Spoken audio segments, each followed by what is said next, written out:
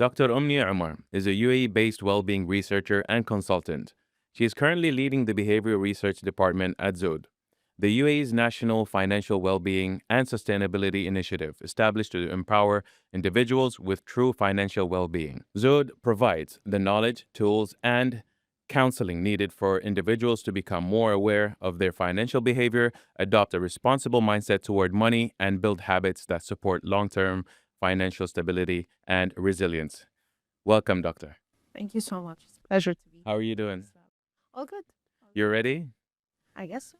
Today we have something very, very important to cover up, and it's all about money and all about saving. That's something that's very, very important, not just for me, for everyone out there. So, Doctor, first of all, I would just like to know, why do people just hate saving money?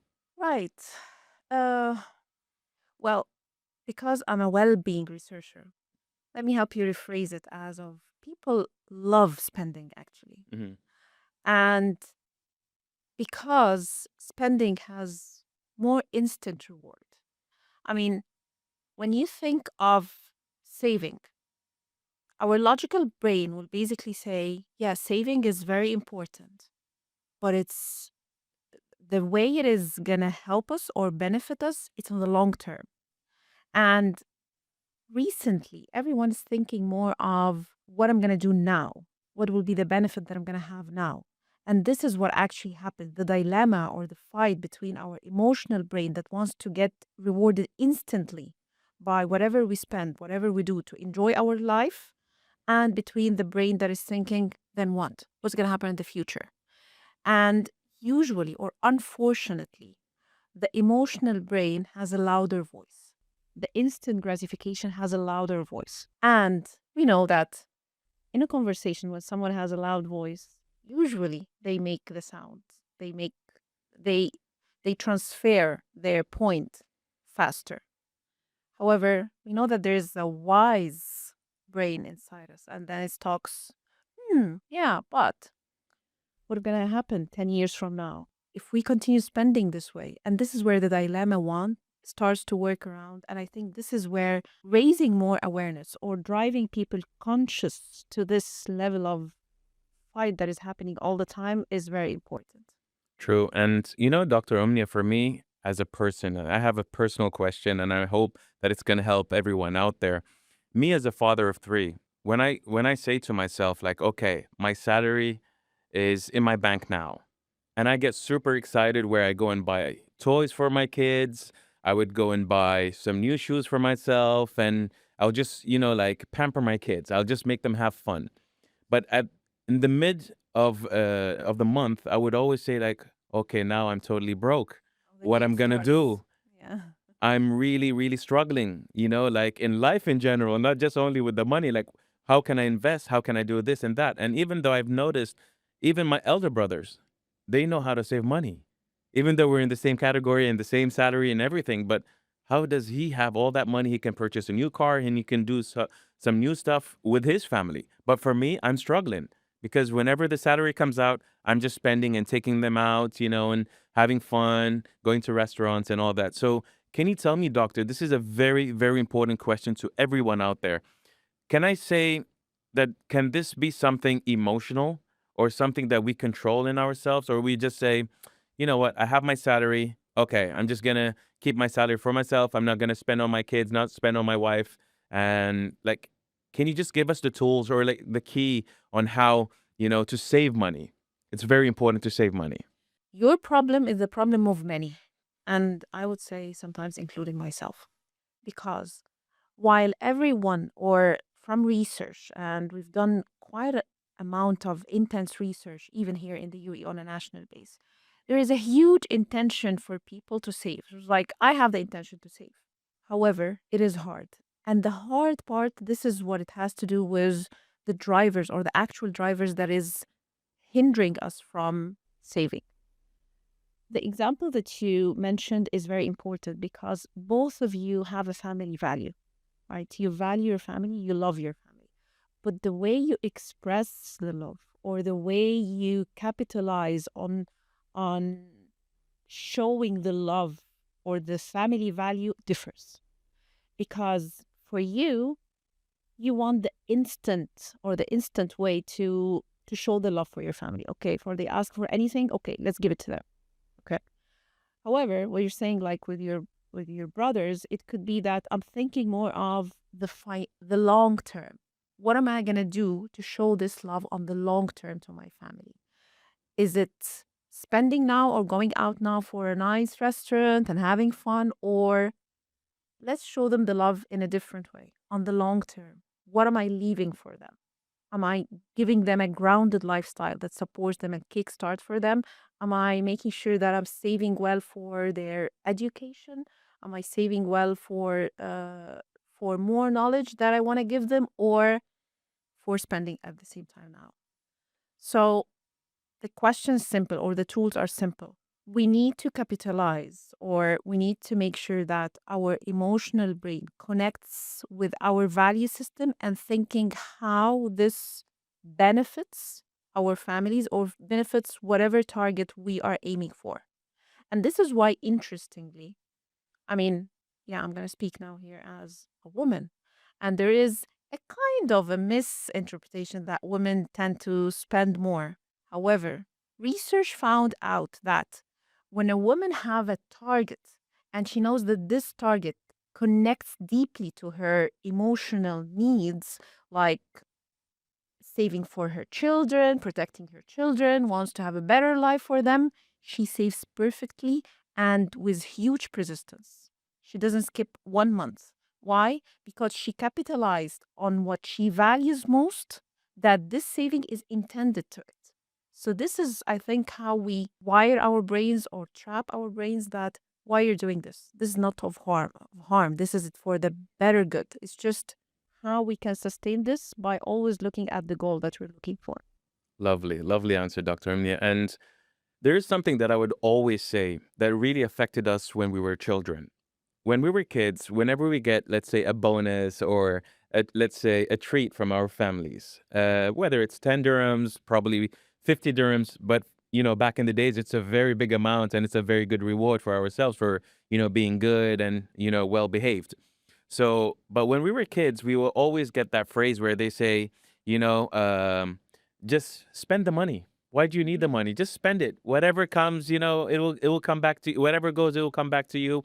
And they always say, like, don't worry, money comes and goes and stuff like that. But does this really affect us as adults? Hmm. Big time. And one of the things we were thinking of and focusing on much is the impact of the proverbs or the indirect messages that we inherited from our bringing and from our families and parents. Because like any other any other part of our life, our upbringing have a big part of how we react and how we think. It can shape our limiting beliefs, or it can also shape our motivating and moving forward in life. So, same as you're saying, some parents raise the children, or we listen all the way, like spend what you have today and think the future will bring its luck, or oh, we're not taking this money with us to the grave, or all these things that we hear our parents saying. There's also other wise parents that says the dirham that you save now will exponential and save and brings more in your life, and you can get more. So we receive both messages, and that's why we say our money script is shaped in our childhood, and it could change or it can shift us to becoming more of worship, start to have worship the money, so more money, more happiness. Or it can start to show our avoidance relation if there's a lot of stress in the family talking about money, if there was kind of avoidance about talking about money when we see our parents fighting, for example, about the financial budget or planning. This all shapes our relation in the future with how we behave with money. And the fun thing or the very interesting thing that we don't see it happening. It's because it's all subconscious. And that's why what we call it the limiting beliefs. And this is why counseling or financial counseling is a very key aspect of changing the norms or changing our mindset. While it's very important to have the general financial literacy, also working around what has been going around in our mind. how we're thinking this way. When you go into the deep roots, you find that it all goes back to a message or a fight or a win moment or a victory moment for your parents because of saving. This is what shapes the relation and takes it forward. And you start to inherit this even with your children and your family. You just want to look at the root cause. That's a very, very like valuable answer. Thank you very much, doctor. And I can say like this is a problem that I face in general, and hopefully your answer is going to help also, the people who are watching this episode where I struggle in the mid-month. I always struggle, with savings, and I always say like, okay, now I paid all the bills. And the only thing that I have left for myself, I can say like I could keep on the side, let's say 2,000 or 3,000 dirhams just for petrol. Now I'm totally broke.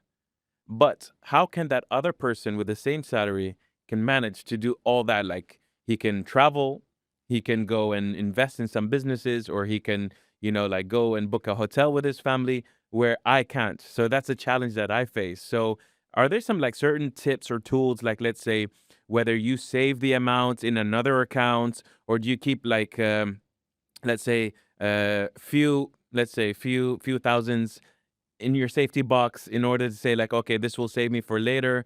Or how do we save money? This is something very, very important that I struggle with. So I'm sure that you can help us, doctor, with this one. Here's the tip.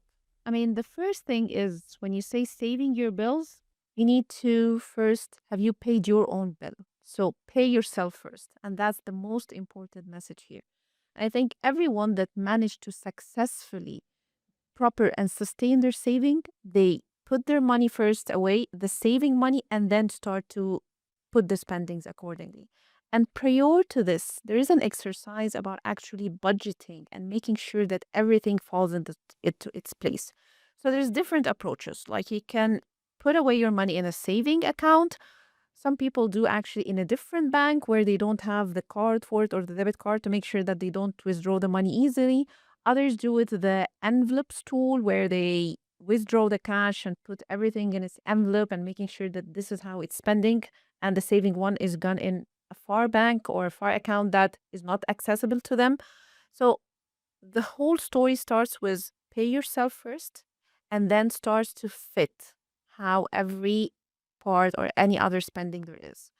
And the most important part actually is prioritizing or defining your true necessities. This is a very important exercise and it doesn't happen in a day or two.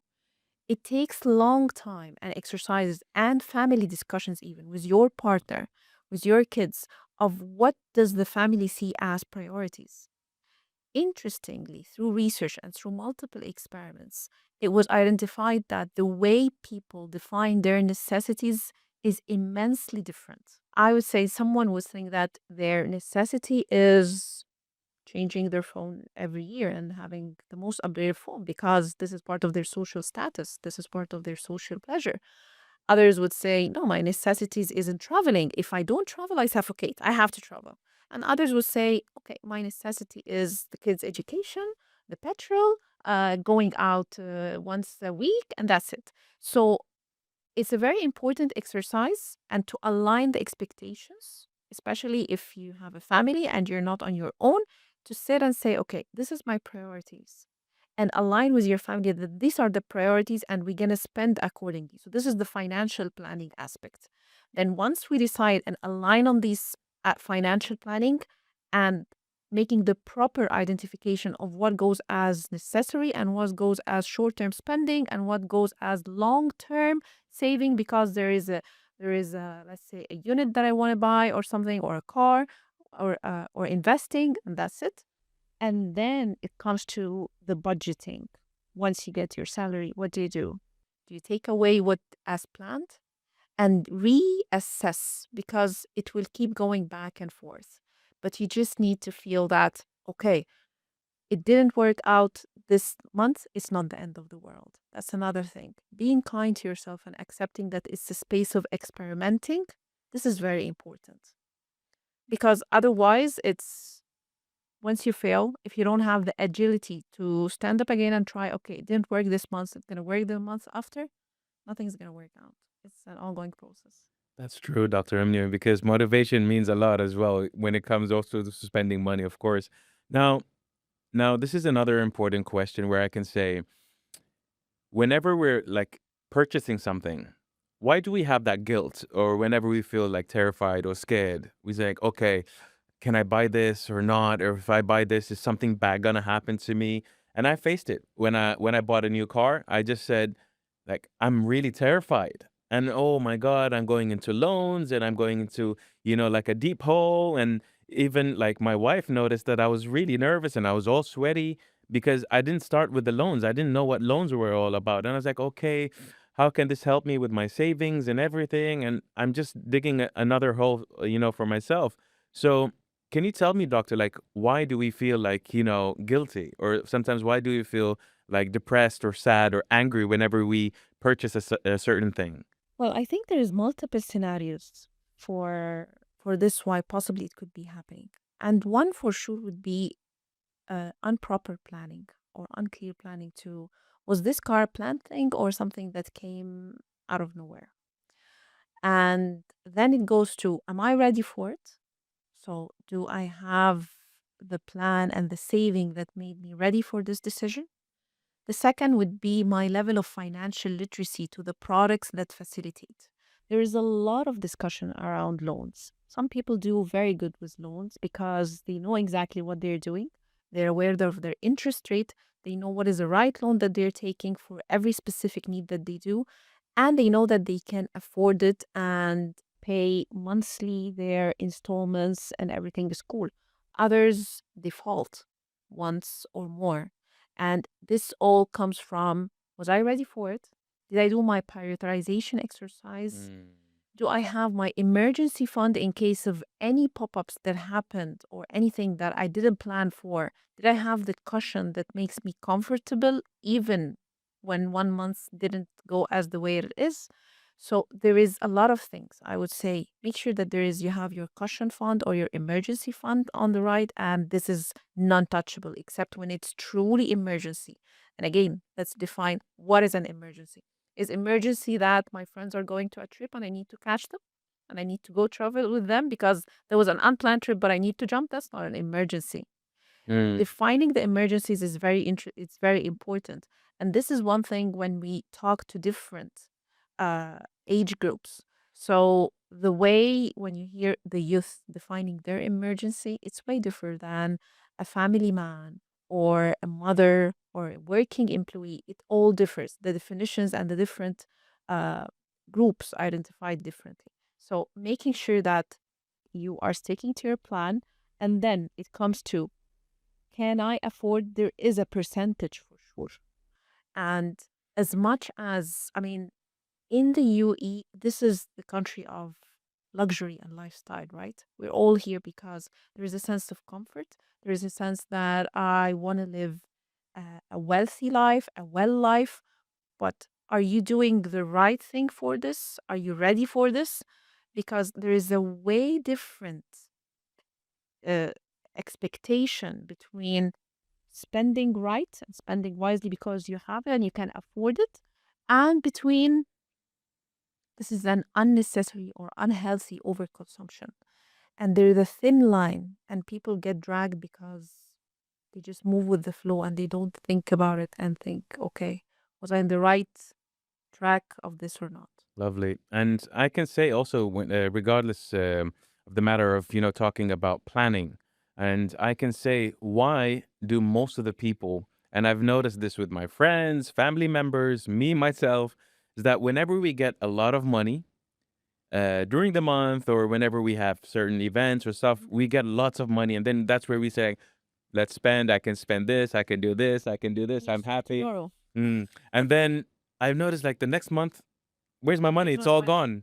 So there are people that always advise you as well. They will say, you know what? Why don't you invest in this, invest in that? Put some money here, put some money, in that. And later on, you're going to get loads of money. So I would like to know, doctor, like, is this something healthy or not? Just to get all that money and just spend all of it, like at the same time. Is it good or not? What's your advice? I cannot tell someone whether spending all their money is good or wrong. I Mm-hmm. can tell them, reconnect back to your values. Are you spending in what you care for? What does your value system says? Mm-hmm. I mean, as a coach or a researcher, I'm going to wear both hats here. It's very important whenever someone we feel that he comes in or calls in for support and it feels lost. Mm-hmm. We always connect to the purpose. Why are you doing what you're doing? If the purpose or the goal is not clear, then definitely there's something wrong. I mean, spending all the money at once, and there's an interesting relation. The more you earn, the more you spend. And this all comes from what we call as the wealth dilemma. So in the wealth dilemma, it says what you used to think as a luxury to afford when you were earning a specific amount of money, automatically, once you get an upgrade or an upraise, it starts to become a necessary. And why? Because this is you now want to belong to a different social standard. You want to show that you can afford what you cannot afford before. And again, this connects back to the upbringing. You see, it's a full cycle all tied up. If your upbringing has a story or a financial trauma of deprivation, of vigilance, that money was not something that easily accessible to you, you know that, interestingly, even as a parent, sometimes I'm very conscious to discuss with my kids, why are we taking specific financial decisions? When I say no for something, I need to give a proper reasoning for the no, because kids get messed when we give them double signals. If I'm saying yes for something that they didn't expect a yes for, and I'm saying no for something that they thought, well, you said yes for that, why no for this one? They're used to It's it. like, Yeah. so giving this uninterpretive messages for them is like, what is it about? Is what is the yes and what is the no? And what sets all these I need some boundaries? explanation. Like, I need some yeah. explanation. Yeah. Exactly. So giving this kind of explanation and interpretation makes sure that while we are our bringing our kids, that giving them the rationale behind our decisions. Mm-hmm. This is a yes, although its budget is way bigger than the no, because this is important, because it fulfills one, two, three, four. It aligns with our family values. For example, it's an investment, it's something in education.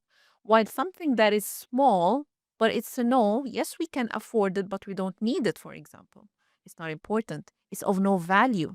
So teaching those simple things sets the boundaries, sets the plan, that then when I know and I'm able to take my decisions, and then when I have big amount of money, I already have my boundaries and I have my definitions clear. It's not like, okay, finally I have all the money, let's spend and let's do everything that everyone used to tell me no about.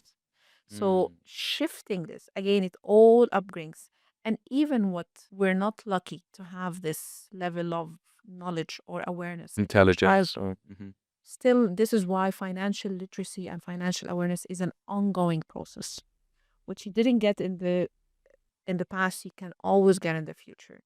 But make sure from who you are getting this. You need to have it from reliable resources.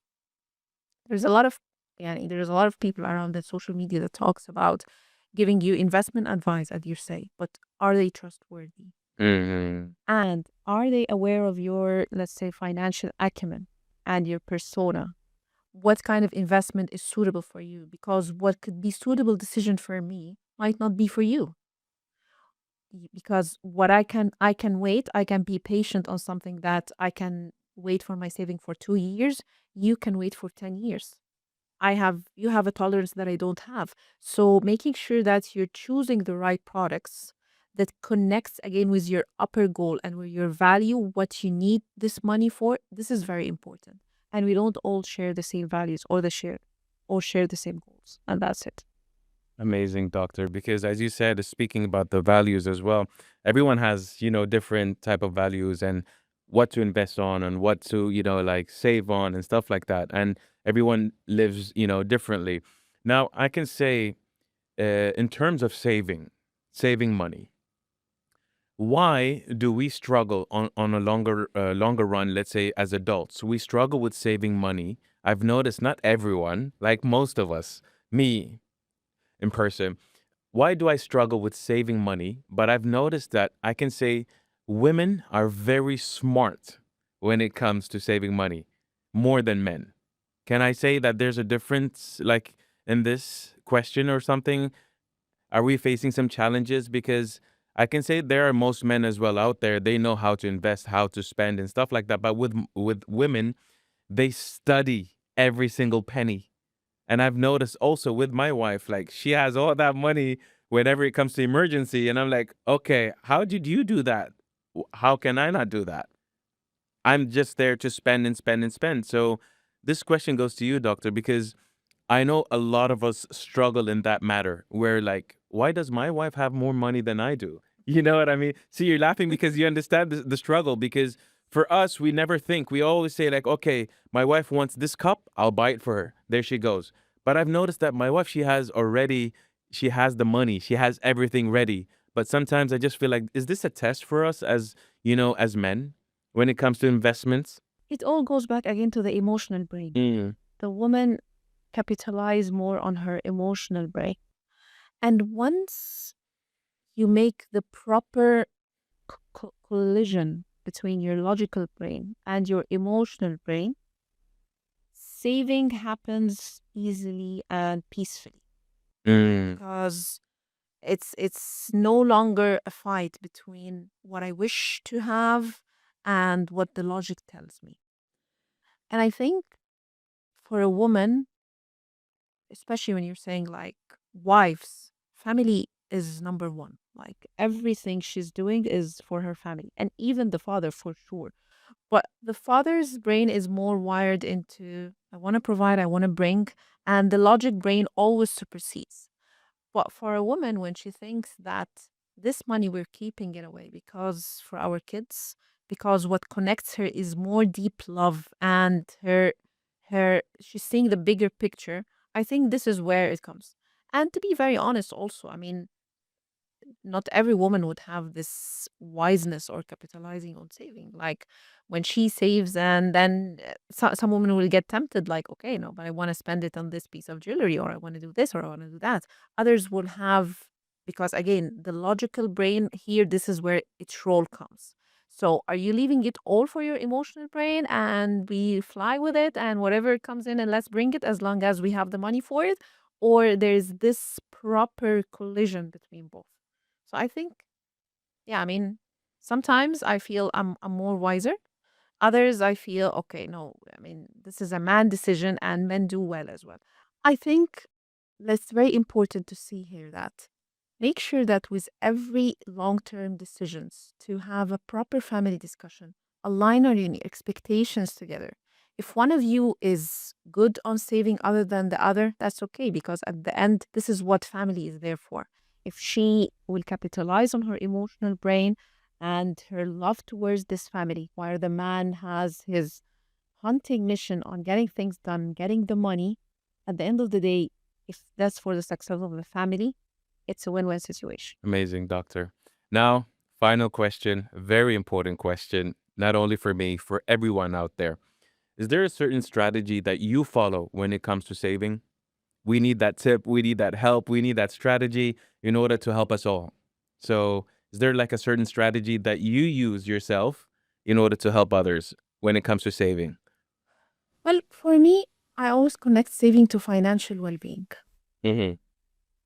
Does saving increase or enhance my financial well-being or my full holistic well-being? If the question is yes, saving will always find its way because, you know, as long as what you are saving for, or as long as what you're doing is adding up to your wellness dimensions overall, then definitely you will find yourself going through that path. But if you started to feel that, or personally, if I started to feel that saving is restricting me from living properly, is depriving me or depriving my family, then I don't want it. I don't want something that causes me pain.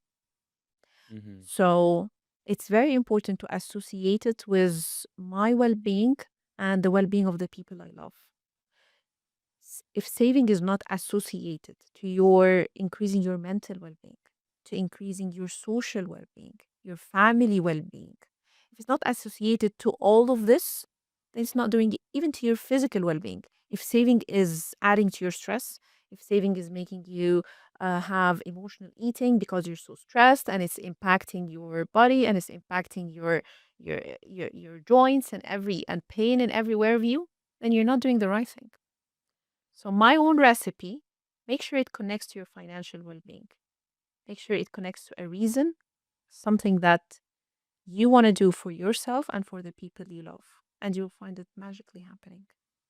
True, true, doctor. Thank you very much. And I know I said that this was the last question, but when you said about well-being and stress, this is something that I faced also for myself whenever it's like in the mid-month, I struggle, with some, let's say, anxiety, some, like say, problems in life, some challenges, and I notice that I overeat. I always order and order and order, and then I notice like at the end of the month, I spend it like over maybe 2,500 dirhams, 3,000 dirhams just on food that I ordered, and just stayed in my room and just said to myself, why did I do this to myself? I just spent a lot of money, and it really affects me emotionally. So, and sometimes we can say we're not motivated in the mid-month also when we're working, at our offices. We're like, oh, where's my salary? I need my salary. I feel depressed and then I feel sad and I get all that anxiety. But you're totally fine, like you're happy. There's nothing wrong with you. But when the salary comes out, like on the 25th or Yes. 24th or 26th, whatever, see, people are like happy, like, oh, yes, I got my salary. Next day, I'm spreading all smiles and stuff. So it really affects us, doctor, right? Definitely affects, because again, that has to do with the instant gratification. Mm. But with the salary effect, and it's typically it's called a salary effect. So once you get it and you have, okay, I have all the money in the world, everything is achieved, my bills are paid, and again, saving or paying myself first achieved, and then the impact of the reward starts to decrease. Okay, because all right, look at my bank account now. What is still remaining? The reward or the award starts to diminish, the impact starts to diminish, and the stress of the productivity or the cost starts to increase because you're in the middle of the week of the month, there's deliverables, there's tasks. So the imbalance, what happens, starts to feel, okay, all this drama and all this pressure, as you're saying, happens. And this is where we call for the support system. That's why they're all interconnected to each other. Hmm. So if you're sustaining, this is where you're, if you're walking or if you're doing sports and exercise, and this would be one thing that happens. If you're connecting to your goal, or there is a reminder that I'm doing this for that, or I know that I have a specific financial target and I'm putting it right in front of me, this is this sets the tone again. Okay, why am I doing what I'm doing? And even a discussion with your wife and or with your spouse and thinking, remind me back, why am I doing what am I doing? Sometimes I call my friend and I say like, okay, in the morning, okay, remind me, why am I doing what am I doing? Okay, yeah, you're doing this because of that and because of the kids and because of fine, okay, done, thank you. Sometimes we need those mental reminders, we need those nudges around us True. from everything around to connect and keep moving. And then the gratification comes, the reward comes back again. Dr. Omnia Umar, last advice, tip, message, quote, whatever you feel like you want to share, not only with me, with everyone out there watching. What's your best advice? Give us like something in a nutshell. Don't think of saving as a hard mission. Think of it as a road towards a bigger purpose. If you don't have that purpose, make sure that you think of it, connect, align, and then saving would just be the path that makes you achieve this purpose. Thank you very much, Dr. Omnia. Thank you. Thank you. It's a pleasure. Thank you.